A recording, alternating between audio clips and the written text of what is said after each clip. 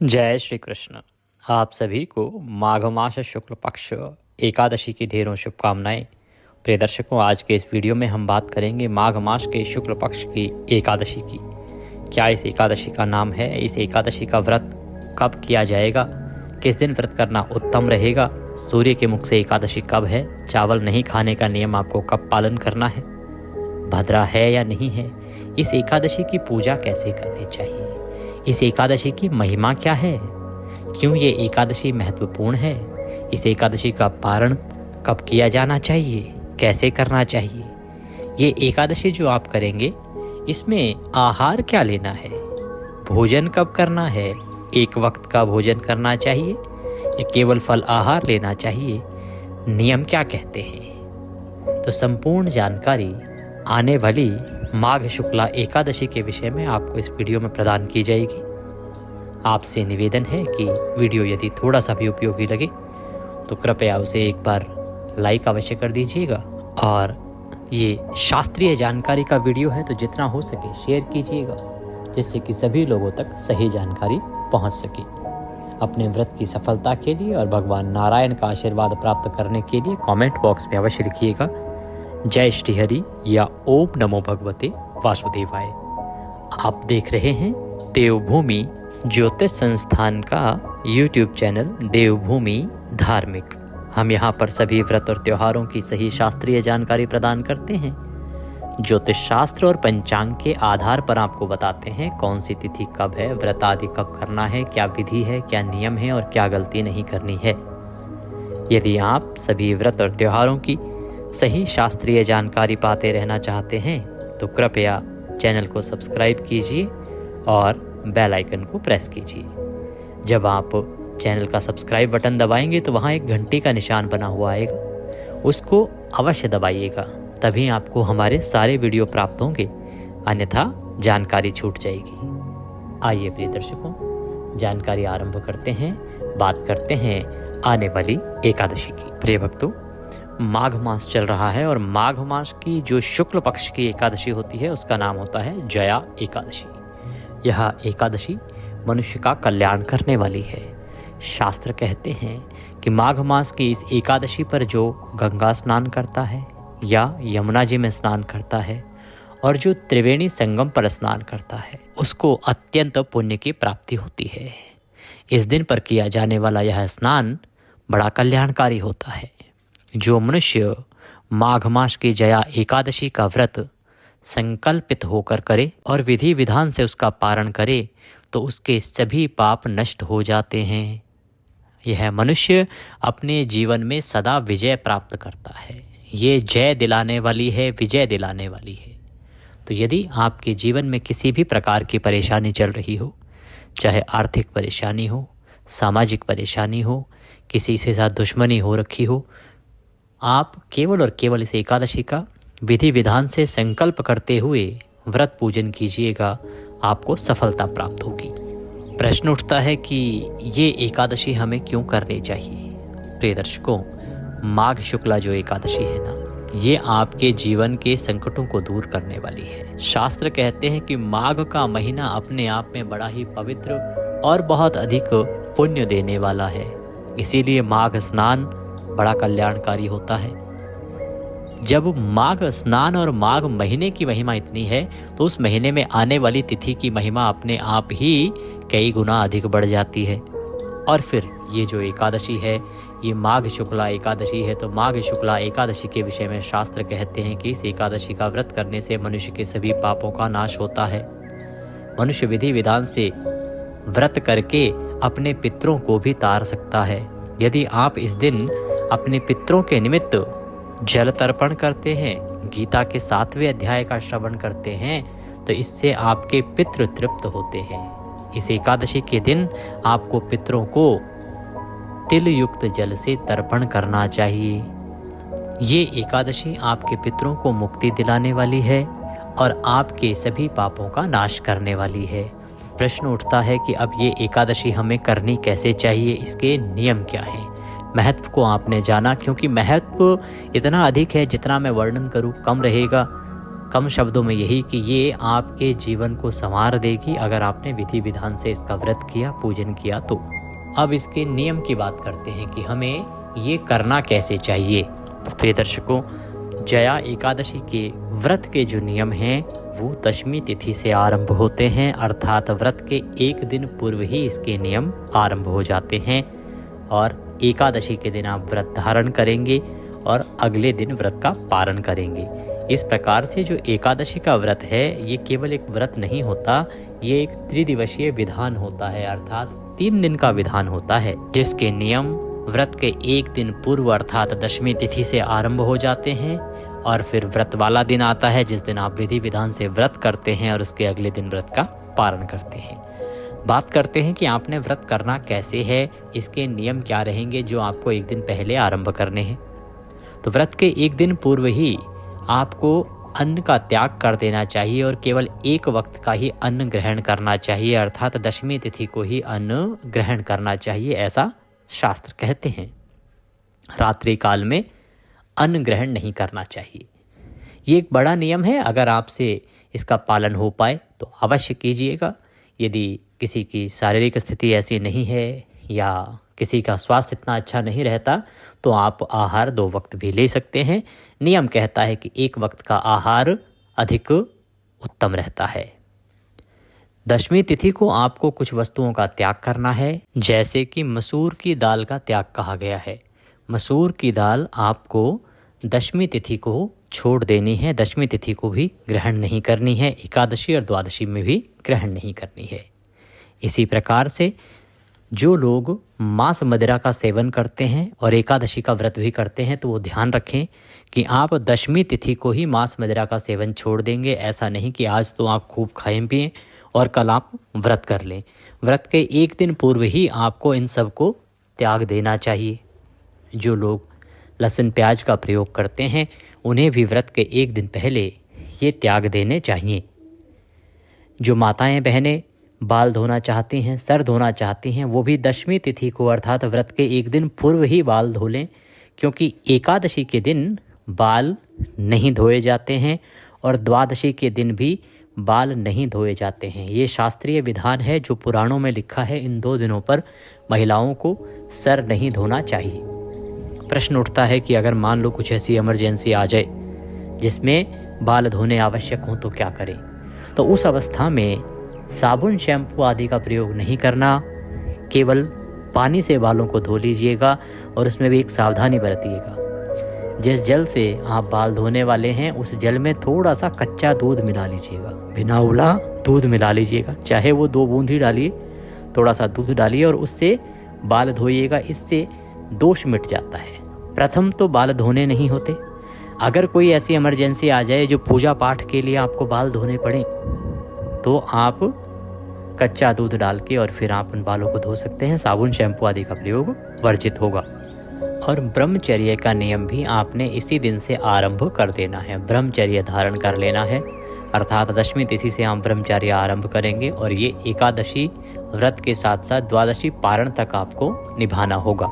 व्रत के एक दिन पूर्व दशमी तिथि से ही शहद का त्याग कहा गया है, अर्थात शहद का प्रयोग नहीं करना चाहिए। ना ही वो एकादशी के व्रत में पूजन वाले दिन जो पंचामृत बनाते हैं उसमें प्रयोग करेंगे और ना ही शहद का प्रयोग द्वादशी को जब पारण करते हैं तो पारण में प्रयोग होगा। तो शहद का त्याग है 3 दिन के लिए। चने के शाक का त्याग भी कहा गया है। शास्त्र कहते हैं चने के शाक का प्रयोग नहीं करना चाहिए और ये मौसम है चने के शाक का। तो जो भी माताएं बहनें चने का शाक प्रयोग करती हैं वो ध्यान दें कि एकादशी के दिन चने का शाक आपको नहीं खाना है, दशमी तिथि को भी चने का शाक नहीं खाना है।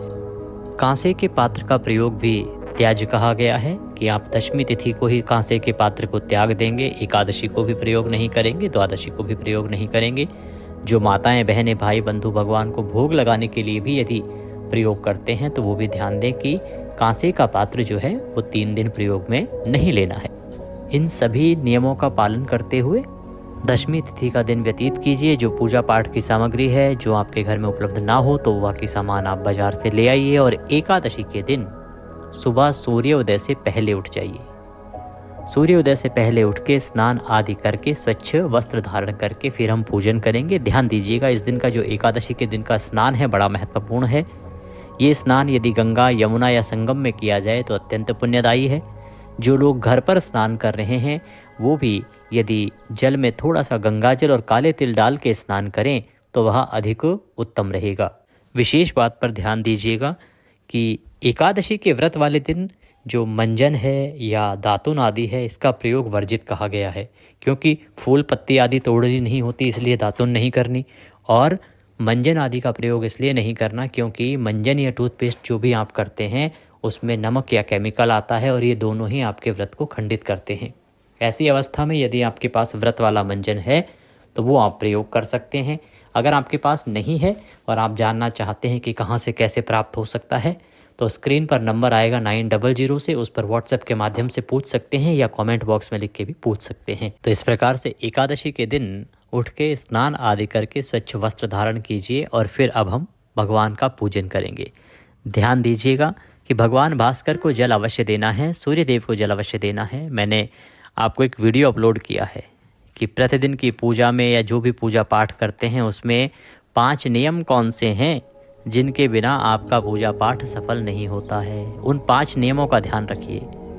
अगर आप उन 5 नियमों का पालन नहीं करेंगे तो जितना मर्जी पूजा पाठ करिए उसका पुण्यफल प्राप्त नहीं होता है। और इसमें प्रमुख नियम है भगवान भास्कर को पहले जल देना। आप बाकी भगवान की जितनी मर्जी पूजा पाठ कीजिए, जब तक आप सूर्य नारायण को जल नहीं देंगे, अर्घ्य नहीं देंगे, ना भगवान शंकर की पूजा सफल होगी, ना भगवान विष्णु की पूजा सफल होगी। इसीलिए सूर्य भगवान को अर्घ्य अवश्य दीजिएगा। और वो वीडियो यदि आपने नहीं देखा है अभी तो उसको देख लीजिए, बड़ा महत्वपूर्ण वीडियो है। आप कमेंट बॉक्स में लिख के पूछ लीजिएगा, हम आपको लिंक प्रदान करेंगे, अन्यथा आप हमारे व्हाट्सएप ग्रुप पर जुड़ जाइए। इससे क्या होगा कि सभी वीडियो सीधे आपके मोबाइल पर आते रहेंगे। आपके वीडियो के अंत में एक नंबर आएगा 900 से, उस पर व्हाट्सएप मैसेज लिखिए अपना नाम और कहिए कि आपके नंबर को ग्रुप में ऐड कर दिया जाए। फिर आपको हम सभी जानकारियाँ, सभी वीडियो सीधे मोबाइल पर भेजते रहेंगे। तो उससे होगा क्या कि आपको सभी जानकारियों के वीडियो समय से मिलते रहेंगे, जानकारी छूटेगी नहीं। जुड़ना चाहते हैं तो मैसेज कीजिएगा व्हाट्सएप पर और इसका लाभ लीजिएगा। तो इस प्रकार से भगवान सूर्यदेव को जल दीजिए। भगवान सूर्यदेव को जल देने के बाद अब आप आज के व्रत का पूजन करेंगे संकल्प करते हुए। अब प्रश्न उठता है सामग्री क्या चाहिएगी, किन किन वस्तुओं की आवश्यकता होगी। तो आपके पास भगवान नारायण की कोई तस्वीर या प्रतिमा होनी चाहिए। उनको स्थापित करने के लिए चौकी होनी चाहिए। चौकी पर बिछाने के लिए पीला या लाल वस्त्र लीजिएगा। भगवान को अर्पित करने के लिए रौली, मौली, पान, सुपारी, लौंग, इलायची, धूप, दीप, नैवेद्य, पुष्प, इत्र, जनेऊ, पंचामृत बनाने के लिए कच्चा दूध, दही, घी, शक्कर और गंगाजल। इसके अतिरिक्त एक तांबे का लोटा लीजिएगा। ये पूजा की सामग्री है। इसमें जो सामग्री आपके पास ना हो वो आप बाजार से लीजिएगा। पान के पत्ते 2 होंगे, एक पत्ता जो है प्रयोग होगा एकादशी व्रत वाले दिन पूजन में और एक पारण वाले दिन। और सुपारी भी आपको 2 लानी है। जो लौंग और इलायची हैं वो 5-5 ले आइएगा। तो ये सारी सामग्री को एकत्र कीजिए और जो आपका पूजा स्थल है, जहाँ बैठ के आप पूजन करते हैं ना, वहाँ पर सारी सामग्री रखिए और आसन लगा के बैठ जाइए। पूर्व दिशा की ओर मुख करके यहाँ बैठिएगा। लोटा जो तांबे का है उसको पहले अच्छे से साफ़ कीजिए, उसमें पहले थोड़ा गंगा जल भरिए, फिर शुद्ध जल भरिए। और अब आप फूल के माध्यम से उस सभी सामग्री पर और उस स्थान पर चल के छींटे दीजिए, जिससे वह स्थान पवित्र हो जाएगा और वह सामग्री शुद्ध हो जाएगी। क्योंकि वो सामग्री आप तक पहुंचने से पहले न जाने किस किस के हाथों से होकर निकली है, किसने किस अवस्था में उसको हाथ लगाया है, इसीलिए आपको उसे शुद्ध करना होता है। जल के छींटे दीजिएगा। हम मंत्र पढ़ते हैं, ओम पवित्र हो अपवित्रवांग सर्वांग वस्थांगतोपि वाम यह स्मरेत पुंडरीकाक्षम सभयंतरः शुचिः ओम पुनातु मां पुनातु मां पुनातु मां। इस प्रकार से स्थान को शुद्ध किया, सामग्री को शुद्ध किया। अब आप चौकी बिछाइए। चौकी पर लाल या पीला वस्त्र जो आपके पास है ना, वह बिछाइए। उसके ऊपर भगवान नारायण की कोई भी तस्वीर या प्रतिमा है भगवान विष्णु की तो वह रखिए। लड्डू गोपाल भी विराजमान कर सकते हैं या सालिग्राम भगवान भी विराजमान कर सकते हैं। उनको विराजमान करने के बाद धूप रखिए, दीप रखिए। दीपक जो आप रखेंगे वो अगर घी का दिया जला रहे हैं तो सीधे हाथ की ओर रखिएगा भगवान के, और तेल का दिया जला रहे हैं तो उल्टे हाथ की ओर, और विपरीत दिशा में, दीपक की विपरीत दिशा में धूप रखिएगा। इस प्रकार से धूप दीप स्थापित करने के बाद अब अपने सीधे हाथ पर जल लीजिए और हाथ धो लीजिए। चम्मच से अपने सीधे हाथ पे जल लीजिएगा, हाथ धो लीजिएगा। हस्तो प्रक्षालनम। हाथ धोने के बाद 3 बार आपने जलाचमनी करनी है। एक एक मंत्र पर 1-1 चम्मच जल। चम्मच में जो जल है ना वो 2 बूंद से ज़्यादा ना हो, क्योंकि ये एकादशी के व्रत जो हैं निर्जला भी किए जाते हैं। तो जो लोग निर्जला व्रत कर रहे हैं उनको केवल 6 मासा जल ही शास्त्रों में विधान है कि आचमनी के रूप में लेना चाहिए, इससे अधिक नहीं। तो 6 मासा जल 2-2 बूंद जल 3 बार लेंगे तो हो जाएगा। तो आप जल लीजिएगा सीधे हाथ पे और पी जाइएगा, जैसे हम मंत्र बोलते हैं, ओम माधवाय नमः। जल लीजिए, पी जाइए। ओम केशवाय नमः। जल लीजिए, पी जाइए। ओम नारायणाय नमः। जल लीजिए, पी जाइए। ओम ऋषिकेशाय नमो नमः। हस्तो प्रक्षालनम। हाथ धो लीजिए। हाथ धोने के बाद अपने आप तिलक कीजिए, मौली बांधिए। परिवार के लोग यदि बैठ के पूजन कर रहे हैं तो उन्हें भी तिलक कीजिए और मौली बांधिए। अब धूप और दीप को प्रज्वलित कर लीजिए। धूप दीप जलाइए। धूप दीप प्रज्वलित करने के बाद अब आप व्रत पूजन का संकल्प करेंगे। संकल्प आपने अवश्य करना है। संकल्प एक आवश्यक प्रक्रिया है। इसको चाहे आप शास्त्रीय विधान से करें, चाहे सामान्य भाषा में करें। तो आप संकल्प करने के लिए अपने सीधे हाथ पर जल लीजिए, पुष्प ले लीजिए और दक्षिणा के रूप में 1 रुपये का सिक्का कम से कम रख लीजिए। अधिक जो भी रखना चाहें वो रख सकते हैं। 3 बार बोलिए ओम श्री विष्णु, ओम श्री विष्णु, ओम श्री विष्णु। अपना नाम, अपना गोत्र, जिस स्थान पर बैठकर संकल्प कर रहे हैं वहाँ का मकान नंबर, क्षेत्र का नाम, शहर का नाम, माघ मासे शुक्ल पक्षे एकादश्यायाम पुण्यतिथियो आयु आरोग्यता प्राप्त्यार्थाय सुख संपत्ति प्राप्त्यार्थाय भगवान श्री हरि विष्णु प्रसन्नार्थाय एकादशी व्रत पूजन कथा श्रवण संकल्पम संकरिष्ये। बोलिए सौ श्री विष्णु शरणौ शरणम प्रपद्ये।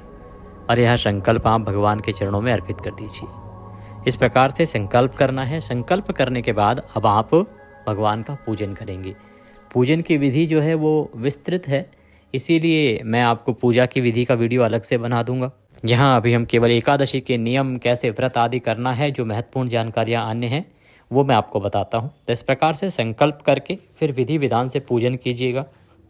पूजन करने के बाद आपने कथा सुननी है। कथा और कथा के साथ में विष्णु शास्त्र नाम का श्रवण अवश्य करना है। ये दोनों ही वीडियो आपको एक ही वीडियो में मिल जाएंगे। दोनों ही चीज़ें, कथा भी और विष्णु शास्त्र नाम भी, और साथ में आरती भी। इससे क्या है कि आपका समय बचेगा। आपको जब ढूंढना पड़ता है तो उसमें काफ़ी समय लग जाता है। तो सुनने के बाद आरती कीजिएगा। आरती करके नियम के अनुसार दिन व्यतीत कीजिएगा। ध्यान दीजिएगा, चौके का विसर्जन कल होगा पारण के बाद। उसकी जानकारी मैं पारण के वीडियो में आपको विस्तार से समझाऊंगा। इसका जो पारण है वो बड़ा महत्वपूर्ण होता है, और अगर विधि से पारण ना किया जाए तो शास्त्र कहते हैं कि आपको पुण्य प्राप्त नहीं होता है। ये पूजन करने के बाद आपको दिन व्यतीत करना है। किस प्रकार से?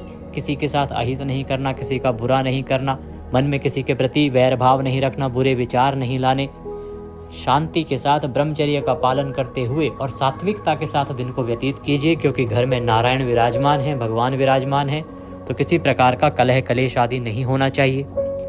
अब आपने पितृ तर्पण अवश्य करना है।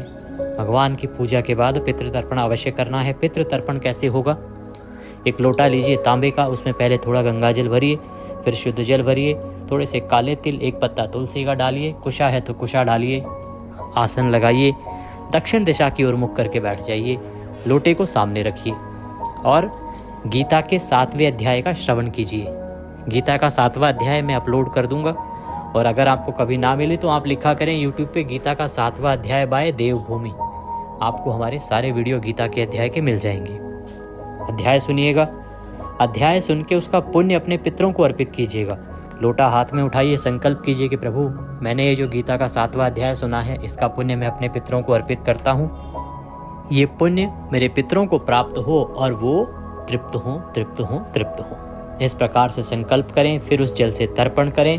तर्पण करने के लिए सीधे हाथ में अंगूठे और उंगली के बीच का जो क्षेत्र है वो पितृतीर्थ होता है। वहां से जल को दूसरे पात्र में छोड़ना है और मंत्र बोलना है, ओम ह्रीम श्रीम क्लीम स्वधा दैवे स्वाहा। ये सभी जानकारी मैं जो वीडियो होता है गीता के 7वें अध्याय का उसमें भी आपको बताता हूँ। तो यदि आप भूल भी जाएं तो वहाँ पे आपको मैं समझाता हूँ कि अब आपने कब क्या करना है, कब क्या करना है। तर्पण करना है और तर्पण करके वह जल पीपल में अर्पित कर दीजिएगा। अपने पितरों से निवेदन कीजिएगा कि हे मेरे पितरों, मेरे संकटों का हरण करें, गीता के 7वें अध्याय का पुण्य और यह जल तर्पण स्वीकार करें और तृप्त हों। इससे आपके पितृ तृप्त होंगे। पितरों की तृप्ति बहुत आवश्यक है। शास्त्र कहते हैं कि यदि आपने पितरों को तृप्त किया तो आपके जीवन के संकट वैसे ही समाप्त हो जाते हैं, क्योंकि आपके पितृ ही हैं जो आपके जीवन में संकटों से आपकी रक्षा कर सकते हैं। इसीलिए उनको मनाना आवश्यक है और उनके मनाने के लिए या उनको तृप्त करने के लिए ये सबसे उत्तम उपाय होता है गीता के 7वें अध्याय को सुनना, उसका पुण्य और जल तर्पण करना पितरों को। यहाँ पे एकादशी पे करें, अमावस्या पे करें, पूर्णिमा पे करें और संक्रांति पर भी करें ही करें। यह आपने पितृकर्म करना है। फिर सायंकाल को आपको कीर्तन करना चाहिए। कीर्तन कैसे? आपके आसपास कोई मंदिर है, वहाँ कीर्तन होता है, वहाँ जाइए। अगर कीर्तन कहीं नहीं होता है तो भगवान नारायण कहते हैं कि अगर आप गा के और नाच के या तबले आदि बजा के कीर्तन नहीं कर सकते तो उनके कुछ स्तोत्र हैं, पाठ हैं, उनको सुन के कीर्तन का फल पा सकते हैं। तो वो सभी पाठ और स्तोत्र मैं एक वीडियो में अपलोड करता हूँ प्रत्येक एकादशी पर। आपको वीडियो प्राप्त होगा, उस वीडियो को सुनिएगा, उससे आप कीर्तन का लाभ लीजिएगा। उसके बाद आप व्रत आहार क्या करेंगे इसकी बात करते हैं, क्योंकि फिर व्रत खोलने का समय आएगा, सायंकाल का आहार लेने का समय आएगा। तो जो लोग व्रत आहार लेना चाहते हैं वो फल आहार करें, यह सर्वोत्तम है। फल आहार से अधिक नहीं लेना चाहिए। फल खाइए, अधिक से अधिक दूध ले सकते हैं। अब कुछ लोग कूटू, सावक, सिंगाड़ा आदि प्रयोग करते हैं, वो उनकी अपनी मान्यताओं पर है, पर सबसे उत्तम तो ये रहता है कि यदि आप फल खा के ही व्रत को करें तो सबसे अच्छा रहेगा। रात्रि काल को जागरण करना चाहिए। रात्रि के जागरण की महिमा बहुत अधिक है इस एकादशी पर। जो मनुष्य रात्रि जागरण करते हुए इस एकादशी का व्रत को करता है उसे इस एकादशी के पुण्य का भाग कई गुना अधिक प्राप्त होता है। इसीलिए आपको रात्रि जागरण करना चाहिए। और रात्रि जागरण ऐसे नहीं कि टीवी देखते हुए कर रहे हैं। जागरण करने के लिए कुछ स्तोत्र हैं, पाठ हैं, उनको सुनते हुए रात्रि जागरण करना चाहिए। वो मैं वीडियो में अपलोड कर देता हूँ, उसको सुनिएगा। प्रश्न उठता है जी रात्रि जागरण कब तक करें? रात्रि को 1 से 2 बजे तक तो जागिए ही जागिए, उसके बाद सो सकते हैं। फिर अगले दिन पारण के लिए सूर्योदय से पहले उठ जाइएगा। उठने के बाद स्नान आदि करके पारण की पूजा करेंगे। पारण की पूजा करके, ब्राह्मण की पूजा करके, भोजन आदि करा के, दान दक्षिणा आदि देने के बाद फिर हम व्रत का पारण करेंगे। पारण की विधि आदि की जानकारी मैं आपको विस्तृत वीडियो में दूंगा जो पारण से संबंधित होगा। बस महत्वपूर्ण जानकारी ये कि पारण जो है व्रत के अगले दिन सूर्योदय के बाद और द्वादशी तिथि में हरिवासर का समय निकल जाने के बाद किया जाना चाहिए। हरिवासर का समय क्या होता है? हरिवासर का समय होता है द्वादशी तिथि के पहले 5.5 से 6 घंटे में। कभी कभार होता है कि ये आगे तक भी रहता है, अन्यथा 5.5-6 घंटे में हरिवासर समाप्त हो जाता है, उसके बाद पारण कर लेना चाहिए। परंतु हरिवासर से पहले पारण नहीं करना चाहिए, अन्यथा व्रत खंडित होता है। इसीलिए पारण पर ध्यान देने की आवश्यकता होती है। अब प्रश्न उठता है कि ये एकादशी का व्रत करना कब है? तो प्रिय दर्शकों, माघ मास के शुक्ल पक्ष की जया जो एकादशी तिथि है उसकी शुरुआत हो रही है। 28 जनवरी को बुधवार का दिन रहेगा, शाम को 4:35 पर, और ये समाप्त होगी 29 जनवरी को गुरुवार का दिन रहेगा, दोपहर को 1:55 पर। ऐसे में 29 जनवरी को सूर्य के मुख से एकादशी रहेगी। उदया तिथिमान के अनुसार एकादशी रहेगी तो 29 जनवरी को ही व्रत किया जाएगा। और इसमें क्योंकि द्वादशी तिथि भी आ रही है तो यह उत्तम दिन रहेगा व्रत के लिए, 29 जनवरी गुरुवार। सूर्य उदय अर्थात 7:15 से और 8:45 बजे के बीच में पूजन का शुभ समय रहेगा। में पूजन कीजिएगा, कल्याणकारी रहेगा। कुछ और जानना चाहें, पूछना चाहें, कमेंट बॉक्स में लिख के पूछ लीजिएगा या व्हाट्सएप पर जुड़ के वहां भी पूछ सकते हैं। दक्षिणा आदि यदि कुछ भी भेजना चाहते हैं तो स्क्रीन पर नंबर आ रहा है 900 से, उस पर भेज सकते हैं, या जो साथ में QR कोड दिया है उसको स्कैन करके भी भेज सकते हैं। भगवान नारायण सब पर कृपा करें। प्रतिदिन का माघ मास महात्म्य सुनना न भूलिएगा, क्योंकि जो हमारा जो महात्म्य है, जो हम सुनाते हैं, वो महात्म्य है जो पुराणों में वर्णित है, ब्रह्मदेव के द्वारा कहा गया है, तो उसे अवश्य सुनिएगा। भगवान सब पर कृपा करें। हरे कृष्ण।